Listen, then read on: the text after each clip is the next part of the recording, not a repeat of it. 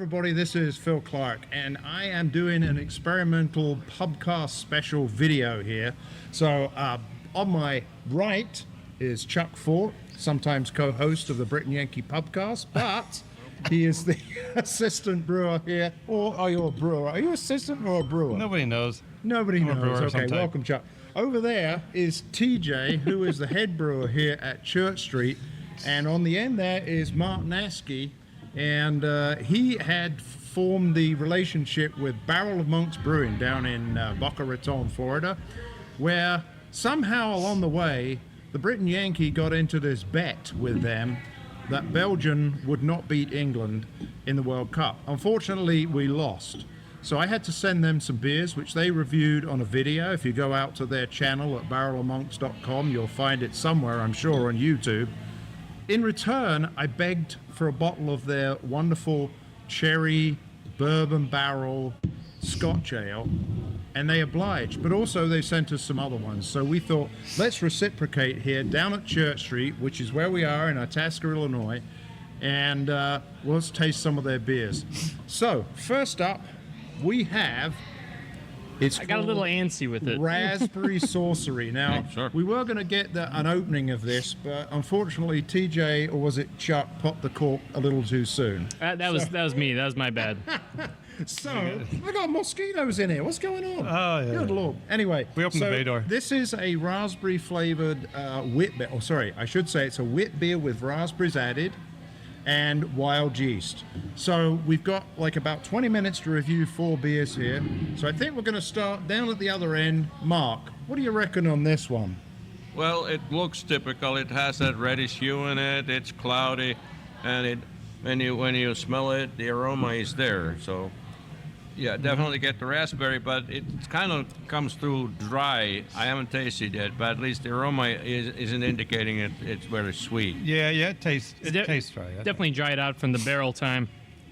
Yeah, For sure. I agree. Yeah, so TJ, you've tasted it out. Is it good? I mean, I'm tasting it and loving this, but It's a very well balanced beer. Good amount of it's like a crisp tart up front. Doesn't bite you too hard. I'm like notoriously not big into sours typically, but I quite like this, and I'm sure if my wife was here, she would not let us have any of this. This is right up her alley. I won't tell her what I'm drinking right now. This one, it comes in at 6% ABV, and I really don't know too much about it. They don't actually seem to have too much on their website about it, other than the fact that to me, the raspberries are very mild. They're very mild in the background, and I think the wild yeast comes through a lot. I could read you the bottle if you'd like. Yeah, well, please do. All right. So and now a reading from the bottle. this is Look at the camera. Oh, we have to read it. That's right. I'm just okay. So Witty in Pink is produced every October for Breast Cancer Awareness Month. To up the ante on Witty in Pink, we doubled the raspberry and aged it for 6 months in neutral oak barrels on wild yeast culture. The resulting beer is tart and fruity with a touch of funk. This clean and refreshing sour ale retains hints of bready malts and coriander spice found in the original beer. So we're drinking this for a good cause. That description almost... Oh, yes, we are. Absolutely. So Cheers. This is a great start, don't you think, guys? Cheers, well, guys. The reason that we are, I want to let the viewers know that the reason we're doing this here is because one of the beers that I sent down to them was your Church Street Devil's Playground, which is your Devil's Advocate Belgian Golden Ale done in a barrel. Yes, sir. And they thought it was pretty good, so I thought we better reciprocate. Great on the first one. Well, thank you, guys. Barrel of Cheers. Monks. We appreciate it. Thank you Twofold. very much We'll again. come back with the second one in just a second. Thank you, Cheers. guys.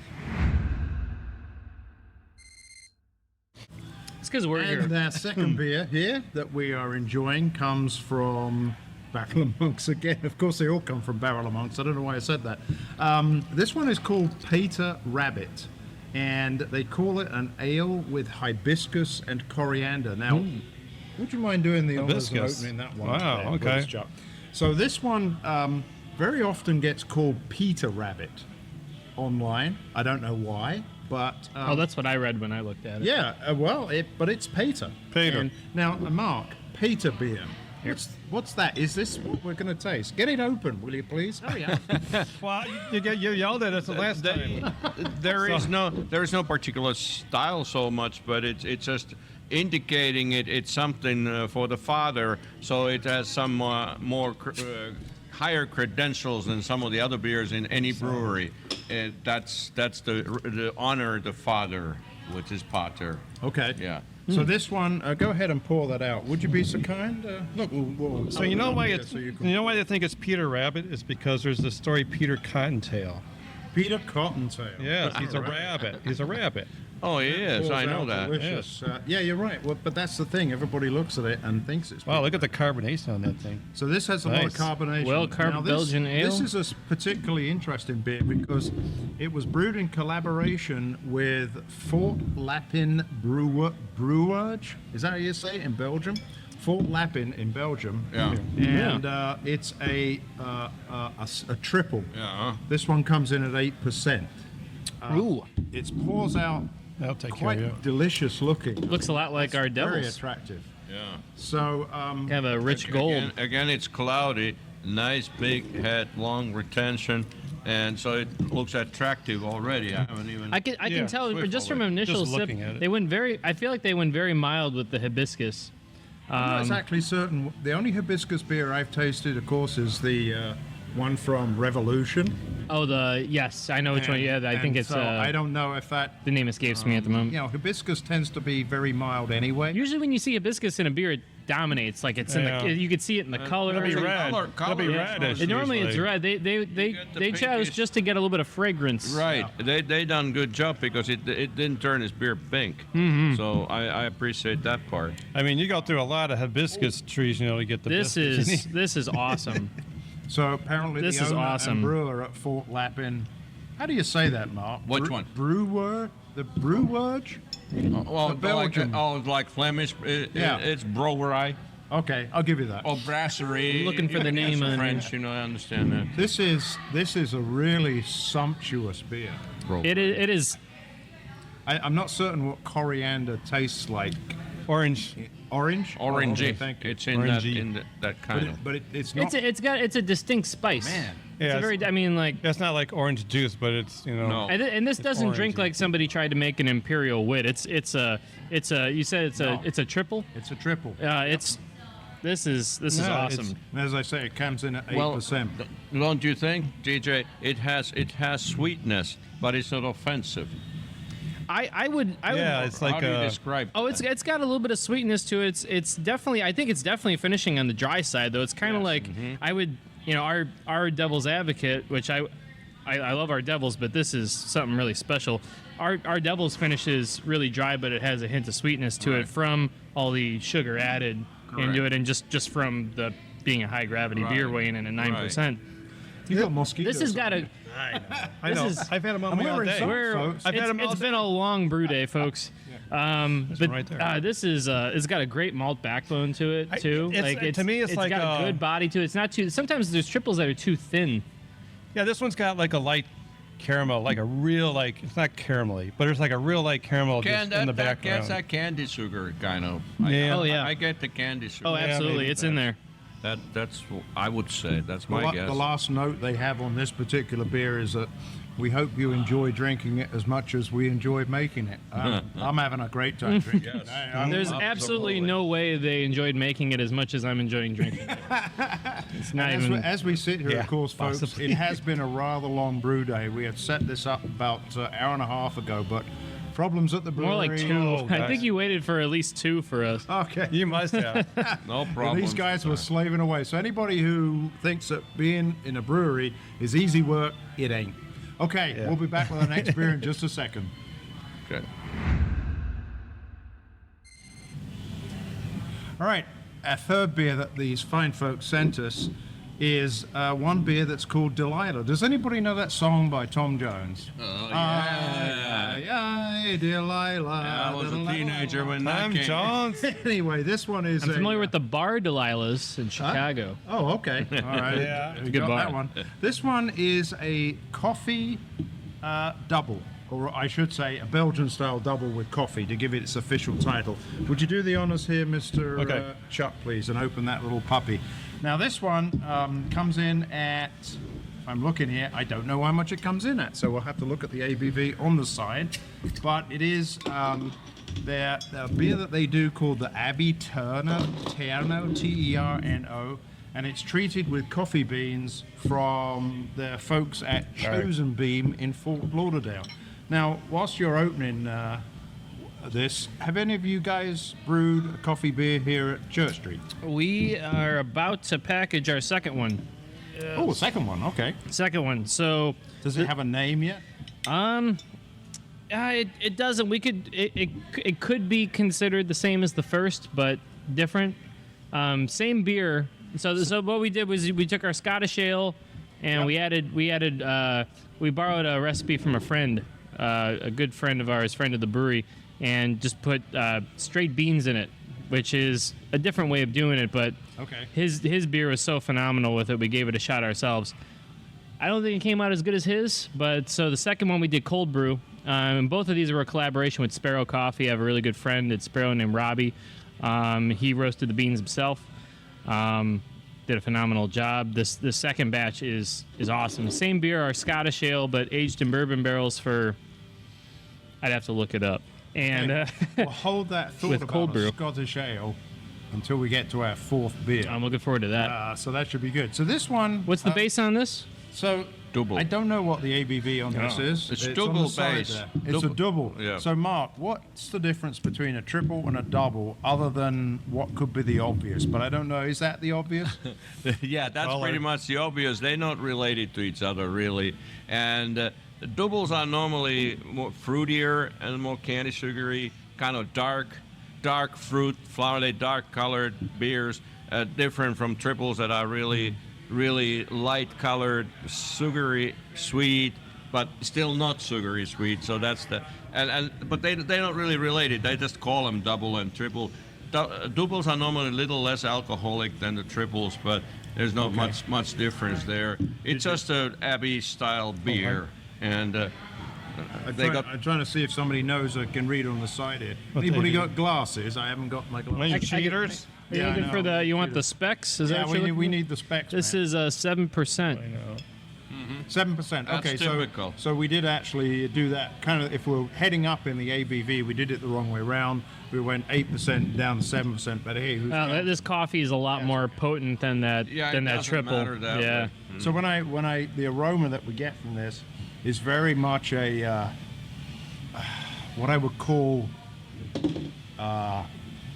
It's a really unique mix of earthy coffee, right? I think earthy is a good word to use for the coffee. But that unique coffee, and you get just a little bit of the funk from the Belgian Yeah. side of it. I agree. Yeah, it's very good. And then their parent now the notes on this said they used the strain. The strain used in this beer was Samson, which led to the name Delilah. When they say the strain, do they mean the yeast strain? Yeast strain, yeah. Okay, there we go. So they have a yeast strain named Samson. I wonder if it has long hair. Could be. What I'm saying out of this, this is very sweet to my taste. Okay. It's very, very sweet. Well, I think they're actually referring to the coffee. Oh, that's coffee strain you're talking about? Yeah, because I've never heard of Samson yeast. No, I haven't just heard looking either. at the bottle. You know. We chose their Samson roast as its robust and almost fruity notes blend perfectly with heard. toffee flavors of our double. So yeah. You get a lot of information by reading the book. Oh yeah, it's a very informative bottle. Chuck, you've been sitting there with your nose inside this thing for a long time. What do you reckon? It's a good sniffer. Yeah, I mean, you certainly get the coffee out of it. It's not over the top coffee, so that's good. I like that. Yeah, to me, it's kind of on the sweet side. That's there's a little bit of what a- I say. The coffie dries it out though. It's a Yeah, good, it helps. I think it's still a good balance. I don't feel like I'm getting too much of anything over anything else. I really like what they did here. This is a great combination. Yeah, I think I wouldn't turn down another bottle of this. If you've got any left, guys, by the way. And by the way, Indeed. they were extraordinarily generous in what they sent us, because I was just begging for that bottle of our last beer that's coming up. But what arrived? 4 bottles that we're reviewing here now. So good for them. Oh, and they did raw. This is with raw beans. If I'm reading the the Yeah. bottle correctly. Okay. It said the addition of freshly roasted coffee beans. So if you So- add raw beans, how does that differ from adding, like, let's say, a cold brewed coffee? Or I something? think I think adding raw beans is much more difficult to do because I was talking about the first time that we did it with our Scottish ale. Yep. We went probably too much too long. It was a good experiment. People who like coffee really like the beer, but it was potent. It was strong. I think when you do beans too long or too much, you can get kind of a peppery thing out of it, and I think we're like riding that edge pretty hard. This is really well done, and the fact that they went with a darker, I don't know anything about Samson roast, but if it's a darker roast, that could also make a lot of sense. Maybe that I'm speaking as a Yeah. coffee beer novice. If you go too long, you get sort of a green pepper kind of a Yes. character out of it. But and this, like, Yeah. I don't get that with this one. I think initially in the nose, I thought I was getting a little green pepper, but it just went away really fast. I would love to know how long they went with this. Yeah, because well, we'll have to now find out. now I don't get any green And hopefully pepper. our friends over at Barrel of Monks will let us know. Well, I just want to give a quick shout out to those guys before we go to our next beer. No, I'll tell you what, we'll go to our next beer, and then I'll give them a shout out. Well, Because this is the okay. Paramount beer. Hang on. They're gonna Mark's make got a 'em wait. comment. I just was want to also compliment about not making it astringent. See, coffee is one of those things you easily get the astringency out of the beers, and this one doesn't have any. So good job. That's what I said. I'd love to know how long, Yeah. because that's with the raw beans. I feel may like that's wanna really ask. tough. I will ask him. How much, how This, long? this is a formal question to Barrel of Monks. Kevin, How help much? him How out. long? How much? How long? I'd love to know. 'Cause Send this an is email. Very pleasant. Yeah, he'll help. Welcome back. And for our fourth and final beer, this is the beer that I had begged for. This is Barrel of Monks, one of their anniversary brews. And I have to apologize, guys, but I can't remember what anniversary it was. I think it was something like 5 or 6. I know you've been going for quite a while. But this is called Bourbon Cherry K. Lee. And there's a story behind that, because this is actually a Scotch ale that's barrel aged. So now, Chuck, go ahead and pop your cork. I don't get. Oh, what a! You told me to do it, so I did it. I thought for a minute we were going to have an explosion here, but we didn't. So, would you mind pouring that out and giving? Oh, hang on, I got water in mine, so I'll get rid of that. I'm ready. I'm ready.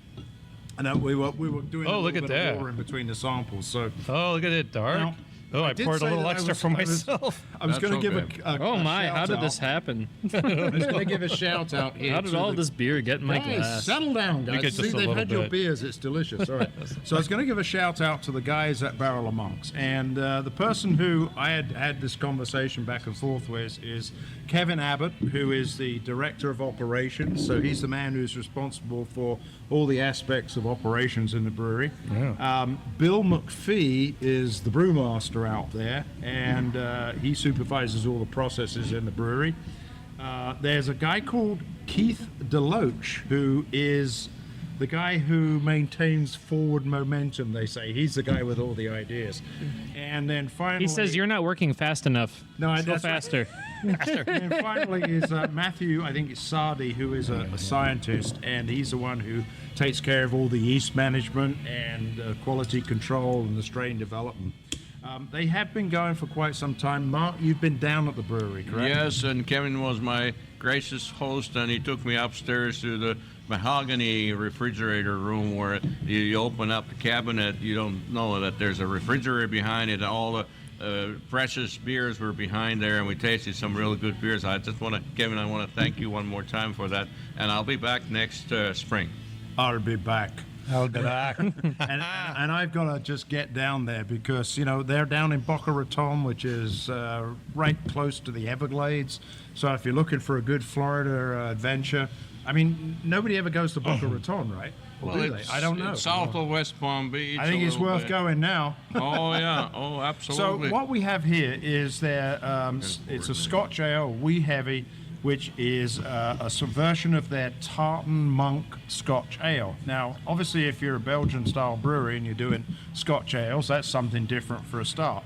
But Ceilidh derives from a Celtic word, which is, and I'm going to ruin this, Sealy, but basically it's a Scottish dance party, or as we would say in England, a knees up.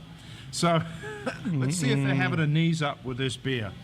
It's poured out very, very dark. I think it's a lot darker than a Scottish wee heavy might be, but it's probably No, it's wee heavies be real dark. Not we have it should necessarily. be No, dark. this Yeah, is we have right. the Color experts is here. color is perfect. Oh yeah.